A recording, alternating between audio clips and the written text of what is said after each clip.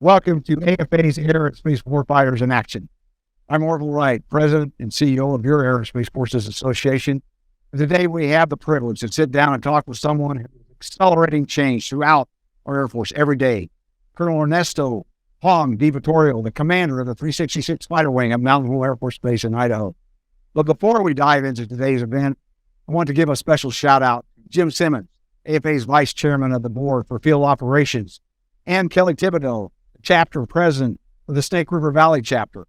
Our chapter volunteer leaders around the country, including Kelly, the new president, are the men and women across AFA who volunteer their time and they're true leaders to live out our support, to support airmen, guardians, and families across all our Air and Space Forces communities internationally. We can't thank you enough.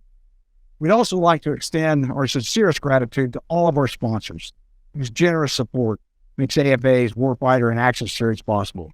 VAE Systems, Collins Aerospace, Dell Technologies, Elbit Systems of America, General Dynamics Mission Systems, Google Cloud, Gulfstream, L3 Harris, Lockheed Martin, Oracle Cloud, Pratt & Whitney, Raytheon Technologies, Rebellion Defense, the Roosevelt Group, and FAIC.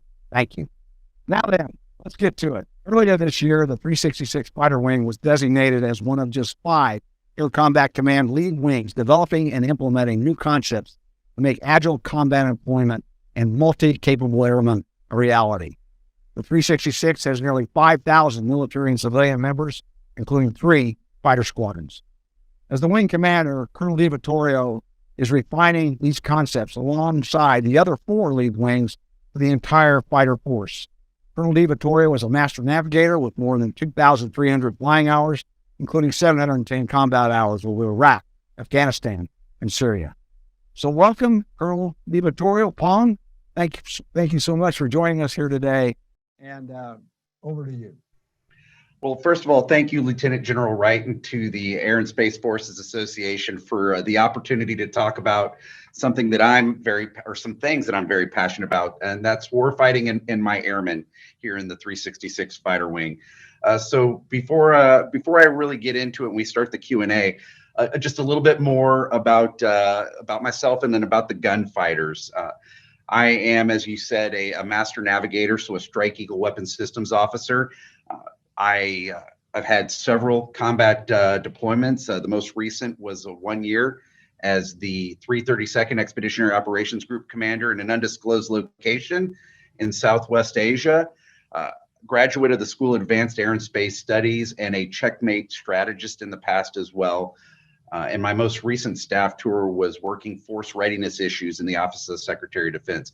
So all of that to say that what we're doing with agile combat employment and being a lead wing has been on my mind for a very long time. As the United States started shifting or pivoting from the Southwest Asian regime and rebalancing our efforts to include Asia and Europe, this is something that we were talking about. How are we going to operate in a contested environment? I was also excited when I found out I was coming to the gunfighters. As many of the people who are subscribing or logged in today know, Mountain Home Air Force Base has been an experimental wing, if you will, for several years. And so I was excited to get into the gunfighter team and see what's really in the secret sauce, if you will, that is Mountain Home Air Force Base. While I was deployed to AFCENT, I got the opportunity to lead the 391st Expeditionary Fighter Squadron, the Bull Tigers, from Mountain Home. And I can honestly say I had not ever worked with such a combat effective team in my life. Fantastic. And I think it's a lot of what my predecessors were getting at here at Mountain Home. And then as far as where we're going, I know that's what you're going to ask me about next, sir. So I can't wait to get into the Q&A. Well, thanks again, sir. And to start, your wing, and you can expand a bit on what you just covered, but your wing is one of just 5 lead wings. So you have an impact certainly on our combat air forces, but across the entire Air Force, air and space forces, really. And what does that mean as a lead wing, and how has it changed how you train and operate locally, and how you communicate also across the Air Force? I believe the why behind a lead wing is important to begin with, which is we need to be able to generate combat air power at speed in highly contested environments. So the challenges that I grew up with are not the challenges that our airmen are facing now, that we as an Air Force and frankly our nation and our allies are facing in the future. And so the idea behind the lead wing is to present a scalable, resilient, adaptive, and proactive force element that the Air Force can offer the joint combatant commands, our combatant commands, to use where needed, as needed, if you will. As far as how it's changed the way we've trained, well, as I alluded to previously, Mountain Home Air Force Base, the 366 Fighter Wing Gunfighters, we've been on the leading edge for years, long before I joined here. And so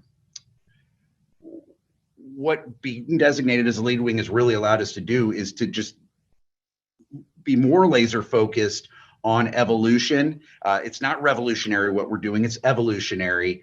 And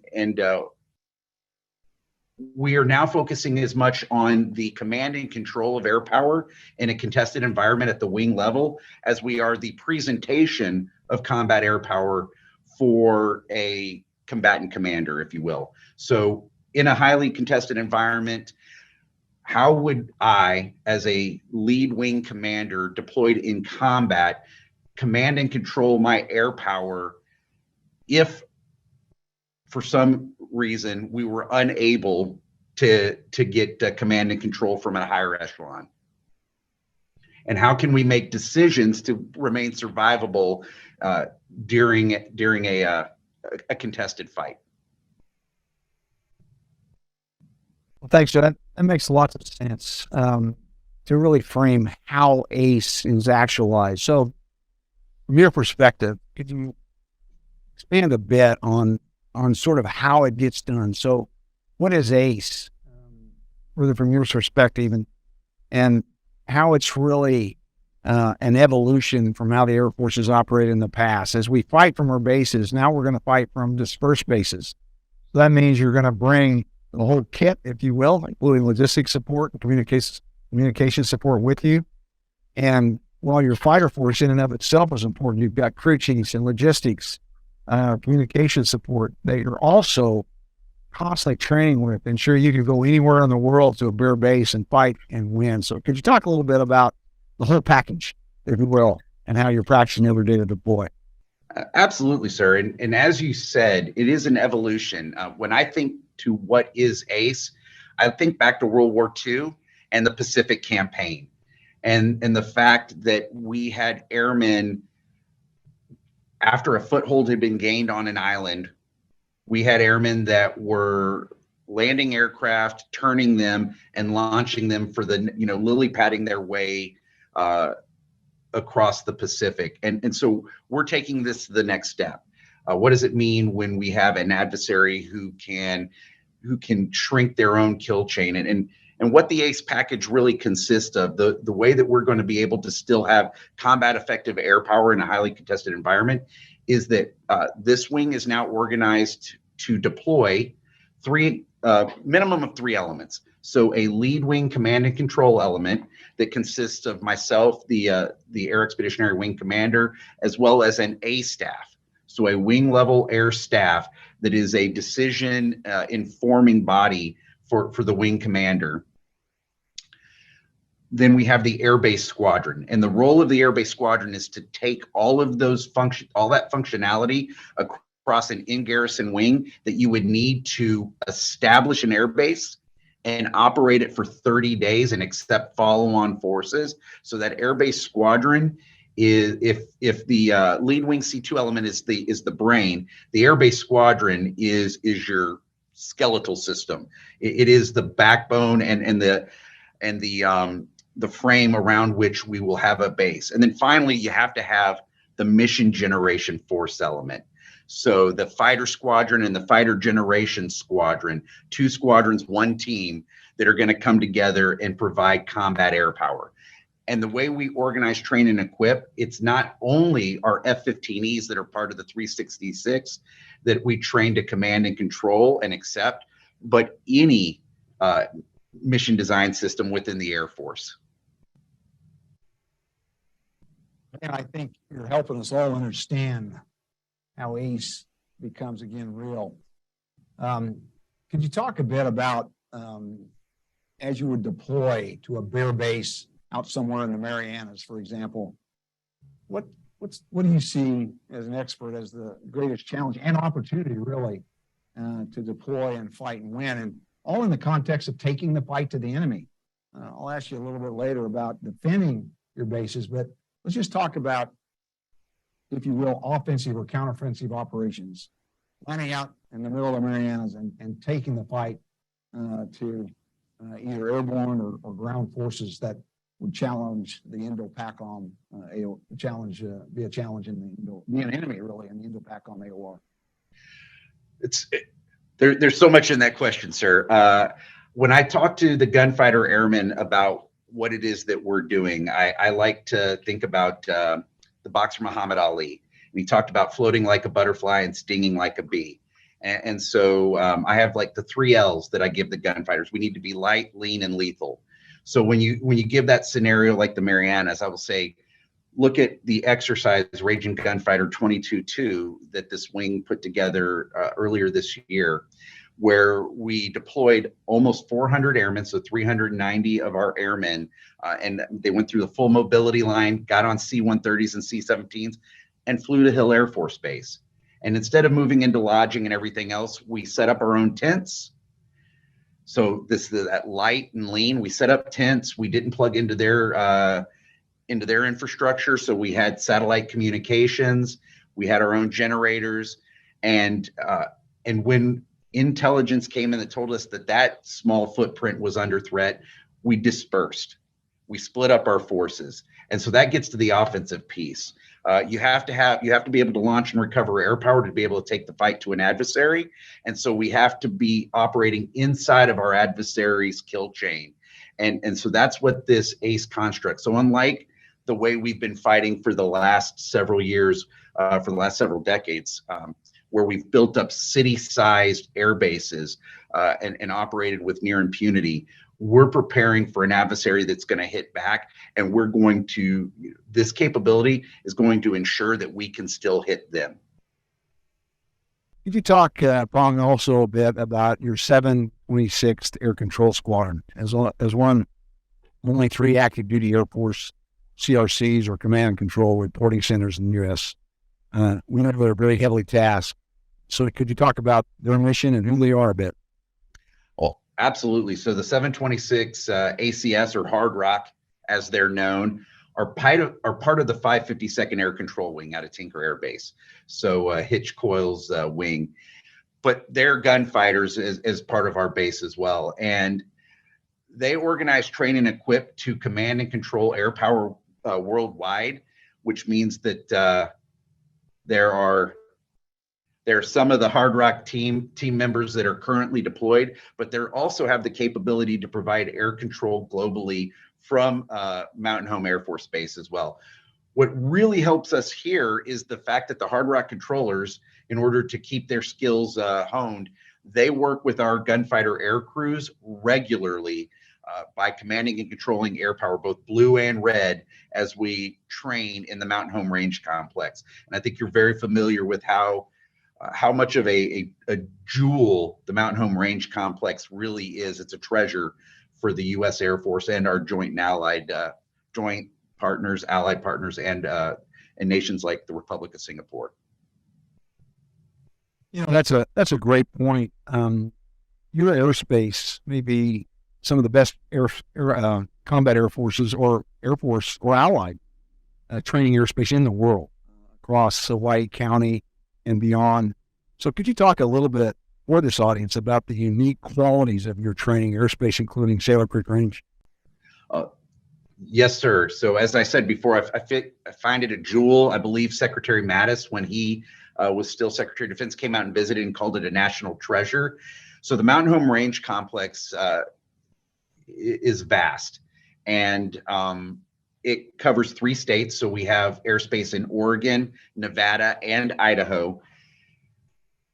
it's basically right. It's just south of our airbase. So our aircrew launch and they're in the airspace about 5 minutes after they take off. It affords them the opportunity to get fantastic training. Parts of the airspace are cleared to supersonic. We can get down to 100 feet for our fighters. And then the Sailor Creek Range, along with our 266 Range Squadron, which is part of the Idaho Air National Guard, provides realistic training and adversary capabilities for us to train against. And within that, continuing and really a shout out to the support you get from the state of Idaho and including the Indian tribes. You have a long history of very close collaboration and friendship with the elected leadership of the state of Idaho, the governor, the legislature, and the Indian tribes. And so could you talk about sort of what I would call a treasure of community mutual support across the state of Idaho from where you are there at a long time Air Force Base, known as Mountain Home Air Force Base? Yes, sir. I don't know that I can do better than you did, but I can maybe get a little bit more detailed. Yeah, we are blessed. We have an amazing community around us. From Mayor Rich Sykes, the city of Mountain Home mayor, to Mayor Laura McLean up in Boise, Governor Little. We have civic leaders who are committed to the mission of the gunfighters and frankly to the national defense of the United States. We have a very close relationship with the Shoshone-Paiute tribe. Their Duck Valley Reservation is in the Mountain Home Range Complex, and I was blessed to have the opportunity. My command chief, Chief Master Sergeant Cedric Foster, and I got to go to their powwow just a few weeks ago as well, which was absolutely amazing. And they were also celebrating the members of their tribe that were veterans of the United States Armed Forces. So they have a proud tradition of military service in the Shoshone-Paiute tribe. So yeah, we're very blessed that our local leaders understand the importance of the Mountain Home Range Complex. I think you're absolutely right. I don't think there's any wing owned or controlled range complex in the world that is as effective and capable as the Mountain Home Range Complex. And a lot of that is due again to the state of Idaho and that 266 Range Squadron that's operated by the Idaho Air National Guard. That team is so good that they travel worldwide to support exercises, but we get them on a daily basis, just like we have the 726 Air Control Squadron on a daily basis, helping us command and control our aircraft and also teaching our Singaporean partners how to command and control combat aircraft. Your international connectivity, your international interactions, if you will, and not interoperability, including with the Singaporean Air Force. And in fact, the 366 Strike Eagles just participated in the training deal with the Israeli Air Force in an exercise aimed at preparing for contingencies. Could you talk a bit about your recent interaction with the Israeli Air Force? Well, General Wright, since that exercise occurred in the Central Command, Combatant Command, I think it would be more appropriate for absent commander to talk about the participation of any regional exercises out there. But what I can say is it incredibly important for airmen, as you know, to train the way they intend to fight and to train alongside those that they intend to fight alongside. But with respect to our deployed gunfighters right now, my role, whenever we send a unit out the door, not with the lead wing, my job is to make sure that their families back here in Idaho are taken care of and they have what they need so that our airmen who are deployed can focus on the combat mission. A terrific response. I think that helps a lot, again, for us to understand what ACEs are about. Let me ask you sort of a two-part question. We can continue the discussion, but as we've gone back and forth over the years and how these organizations are tied directly to operational squadrons and fighter squadrons, from England rules to, I think you stood up to fighter generation squadrons. Could you talk about the partnership, and especially obviously important in deployed operations, between the fighter squadrons and their maintenance organizations. And then you expand on that a bit. You've got a number of really interested industry supporters. What kind of novel ideas could you share with industry about making the deployable operations squadron and maintenance team more deployable, more effective? Is it a smaller grind card? Are there little or big things that industry might think about and how to make that fighter squadron and maintenance team more effective, more deployable, more counteroffensive, if you will? We could probably talk for days on this, sir. We'll start with the ops maintenance piece. As I alluded to previously, Mountain Home has been developmental, and when we originally went to a groupless construct, and for everybody, we have groups again. I have my 4 functional groups and an air staff now, and that's the construct that we've been, the Air Force has been directed to push everywhere. We actually integrated flight line maintenance into the fighter squadrons previously. And so when the decision was made to adopt the combat-oriented maintenance organization COMO model, ACC-wide, what we did was we disaggregated, we pulled the flight line maintenance back out of the fighter squadron. And as I said before, when I stood those squadrons up in December of last year, as we established the 389th and the 391st Fighter Generation squadrons, I said, we're now 2 squadrons, 1 team, any fight. And so those 2 squadrons share a complex. For the 391st, they're actually in one building. The 389th, it's a little campus. They have a single first sergeant to take care, help the commanders, the 2 commanders, take care of the airmen. And when you go to combat, they become the either 389th or the 391st Mission Generation Force element that's under the command of the fighter squadron commander, supported by that FGS commander, who will be like their maintenance expert, their director of maintenance. And could you talk a little bit about how your aerospace industry partners might reinforce your fight? And again, it could be a spectrum of capabilities that you already have, sustainment, and as well as new ideas, if you will, for how to make your units, make your teams, your fighter and maintenance teams more deployable, more capable when they deploy. Yeah. Much like General Kelly alluded to during the AFA symposium, where he talked about what we need versus what we have, and that area in between it is risk. The industry partners can help us buy down risk, right? I mentioned before that we need to be light, lean, and lethal. So pallet positions become incredibly important when we talk about disaggregating or spoking out from a main operating base. So as we spoke out to forward operating sites, the fewer pallet positions that are required in order to stand up fighter operations or aircraft operations, the better. Because as many folks out there know, one of the toughest things is logistics, especially logistics under fire and logistics across great distances, like we would see in the Indo-Pacific region. So the ability to do what we do today, but with a smaller footprint, fewer pallet positions, that is something that we are very, very interested in. Just one last question then. There's been a lot of discussion, including by the Secretary of the Air Force, on collaborative combat aircraft.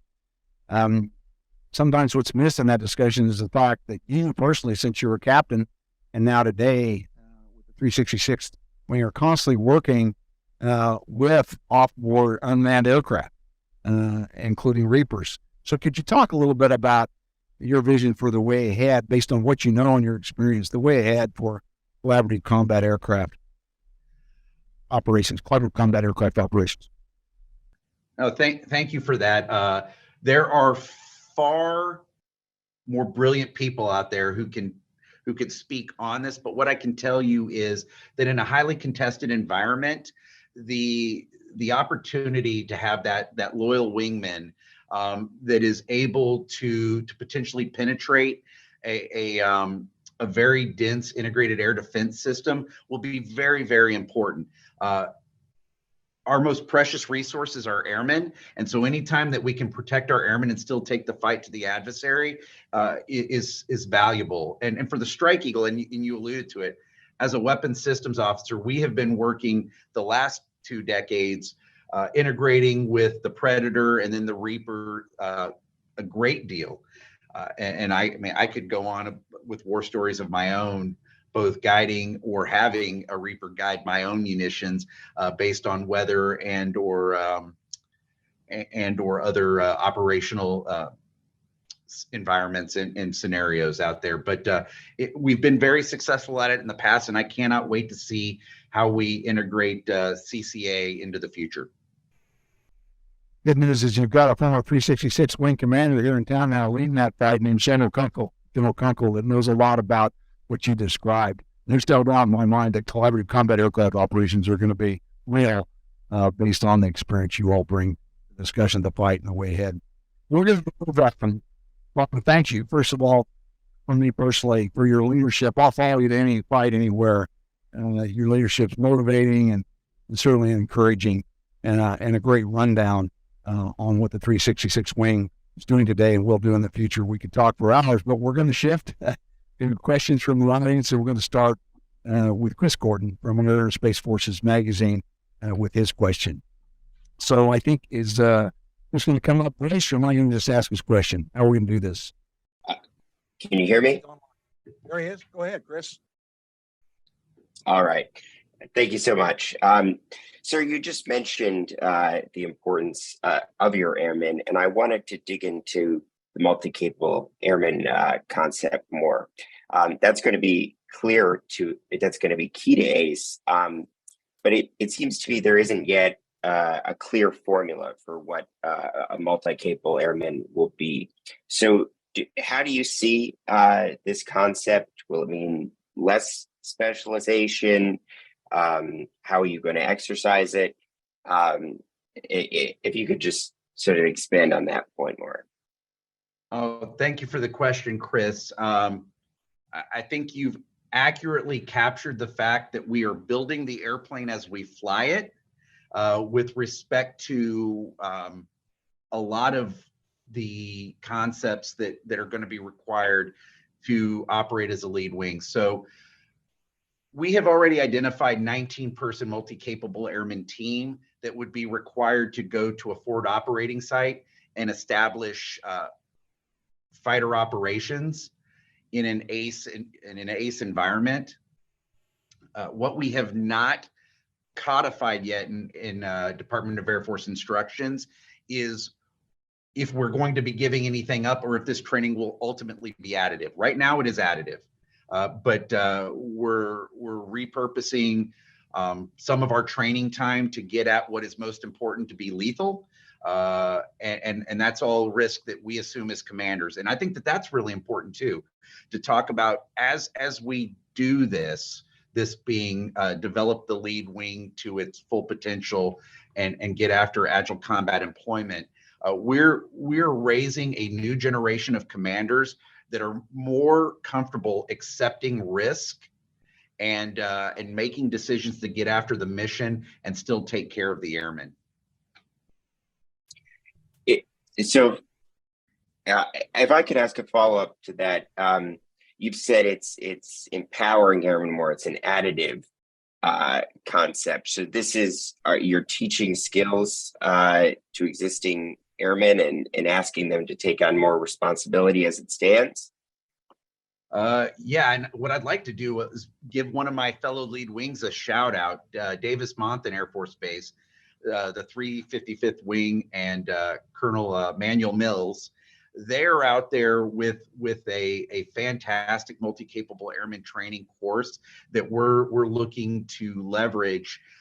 Every airman that's a part of the lead wing needs to truly internalize those skills that will be required to survive and operate in a contested environment. And that means being able to continue the mission when we're under fire.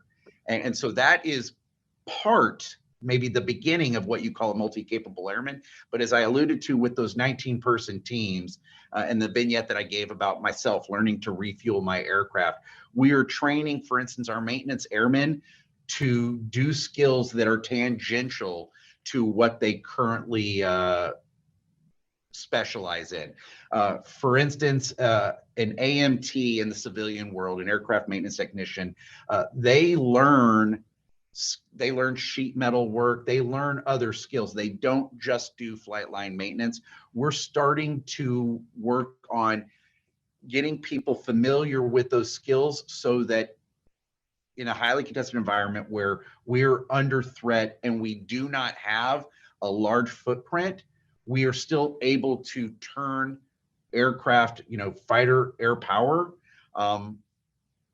It won't be the way that we've been able to operate it when we're here in garrison with 4,800 gunfighters getting after the mission, but we're able to still be effective.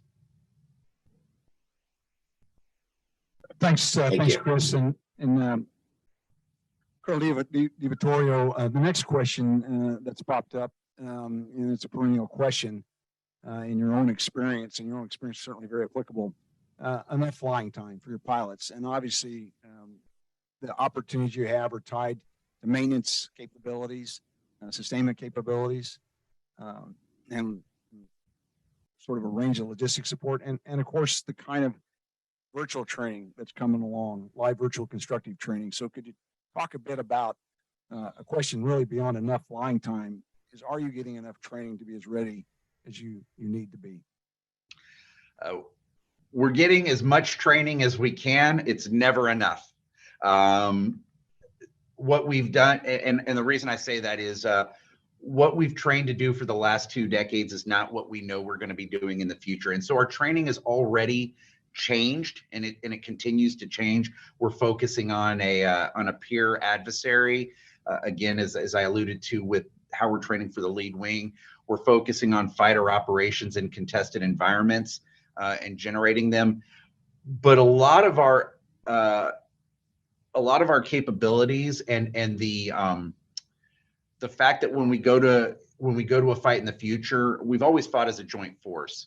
But that joint integration, that combined integration with our partners and allies as well, is even more important. And that means that we need more swings at the bat, more training opportunities to operate not part task, just a strike eagle capability, but how are we going to integrate with an F-35? How are we going to integrate with an Aegis cruiser or Patriot or THAAD to provide air-based defense?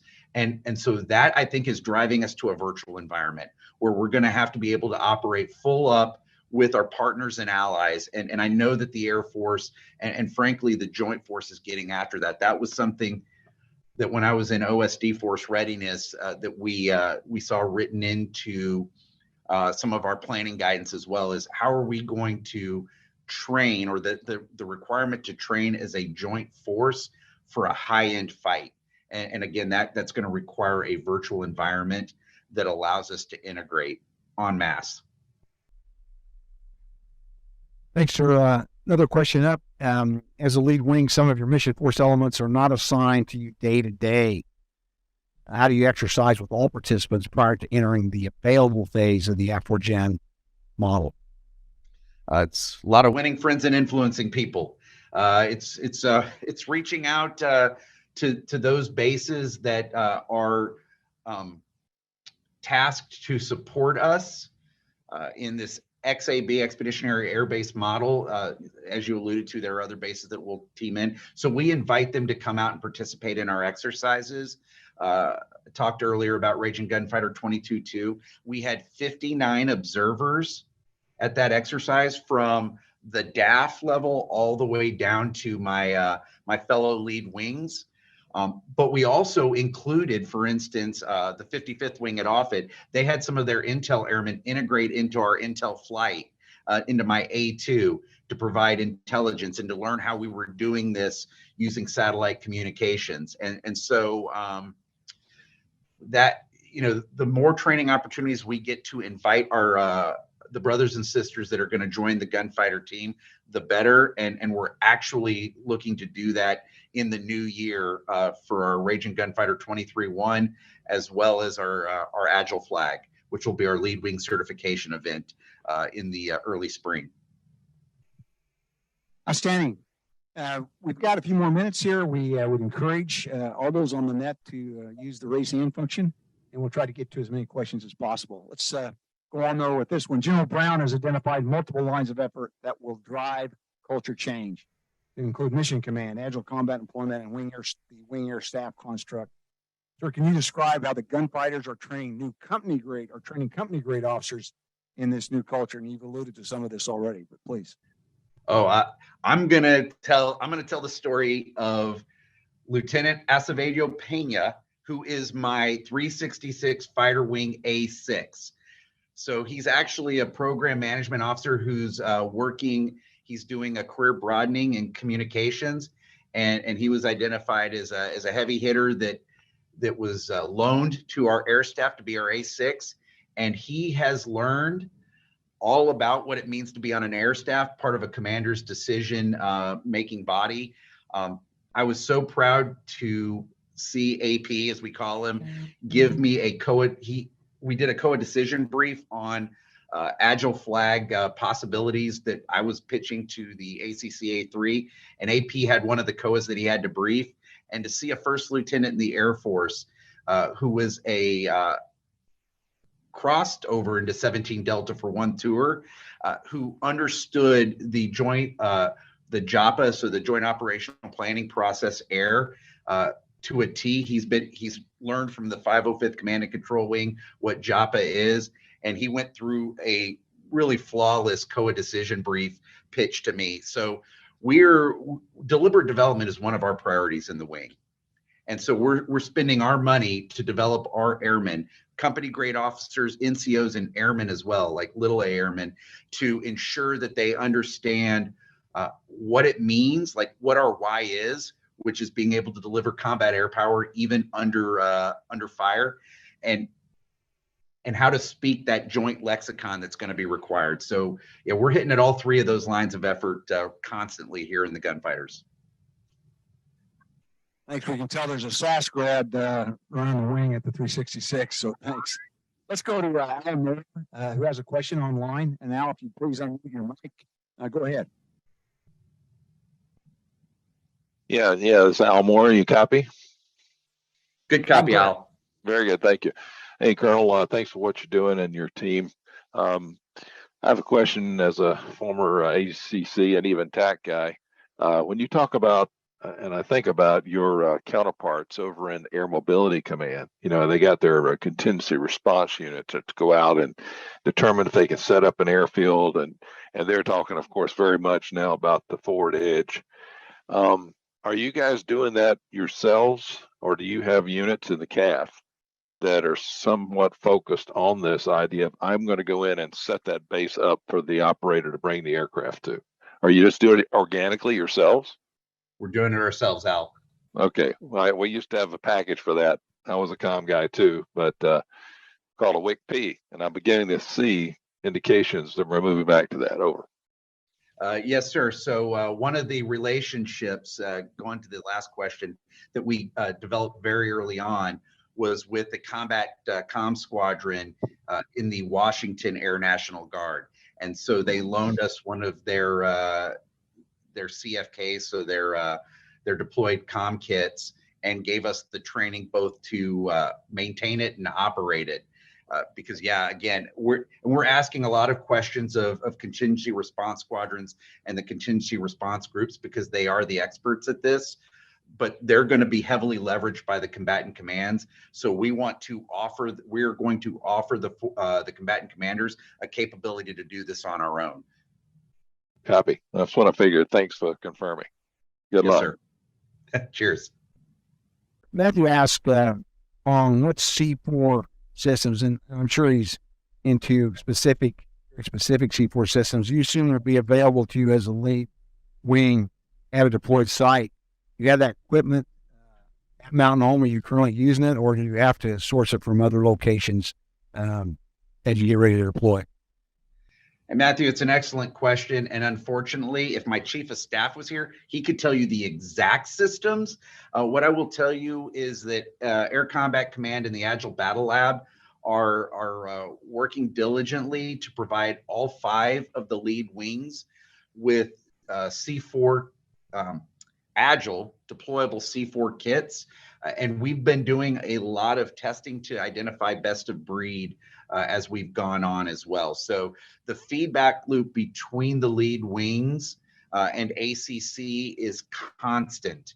Every time we exercise, there's feedback going to Air Combat Command and the Agile Battle Lab so that we can identify what's working, what isn't working, if it's a fix, or if we need to move to different capabilities on there. I can tell you, for instance, a capability that the air staff was just getting trained on, and then they're going to turn around and in turn teach the leadership, is the MAGTAB. So the Marine Air to Ground Tablet. The MAGTAB system it's a tablet, as you would get from the name, and we can establish a mesh network and allow the tablets to communicate. They can communicate with one another in close proximity, and that's something that we used in our last command and control exercise, part test training, to practice C2 when we didn't, for instance, have connectivity across the base. Well, thanks again, sir. We're going to begin to wind up here, but there's a great question online about what technology gaps has your team identified in an effort to develop and execute ACE. I would offer to expand on that question. Innovation is happening every day. It's a buzzword, but innovation is really happening every day in the 366 wing. What sort of innovation opportunities or challenges would you share with the broader air and space technology audience, or even companies invested, committed to innovation that have not been in the defense industry business for a while? So please. So yeah, thank you for talking a little bit about innovation in the gunfighters. We got our name. If you look over my shoulder, you see the gunfighter patch, and that's the Phantom from the F4 timeframe holding a gun pod. The gunfighters got our name because in Vietnam, a couple of operators and maintainers figured out how to put a gun pod on the belly of an F4 that didn't have an internal cannon.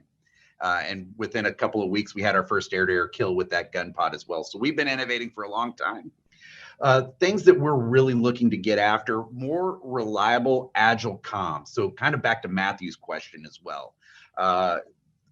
Communication kit that can be decentralized in its use, multi-path, so that it's more resilient as well.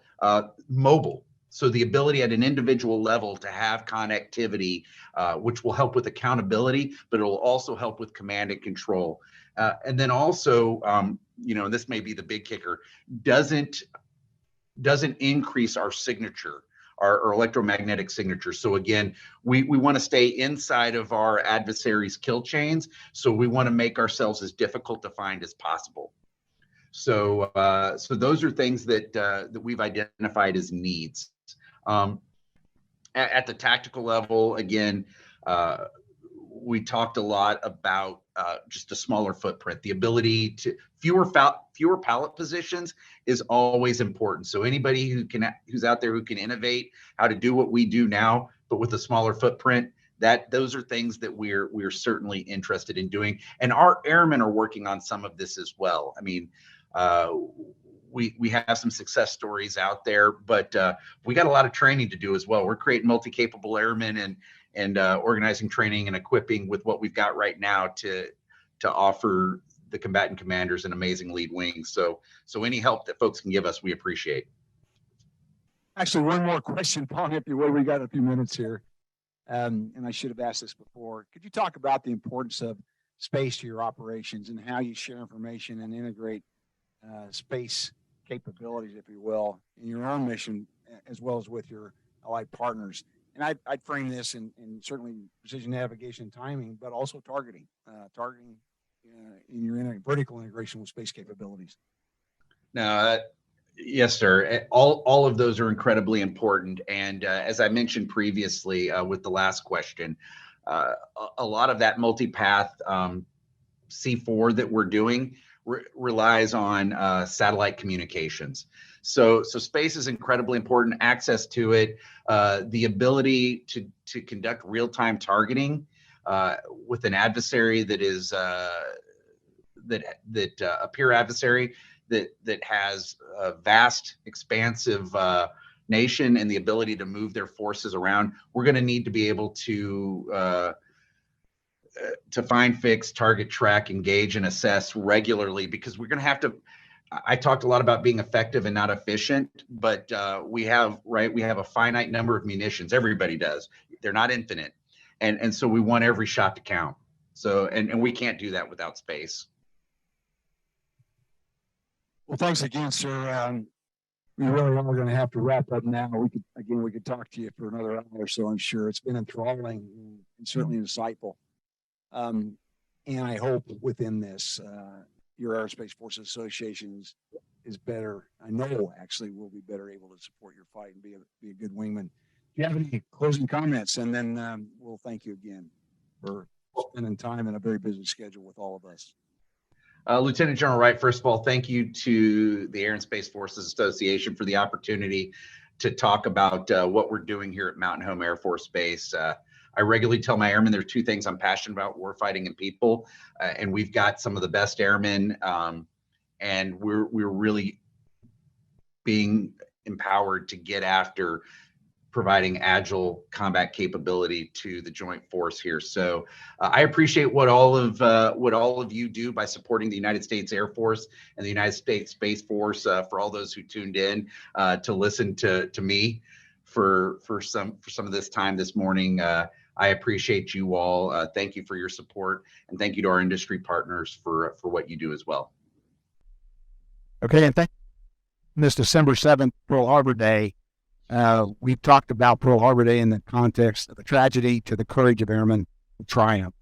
So as we remember those airmen, including Dick Long and Paul Tibbets, our Air Force, our airmen saved the world, and you all are doing that every day.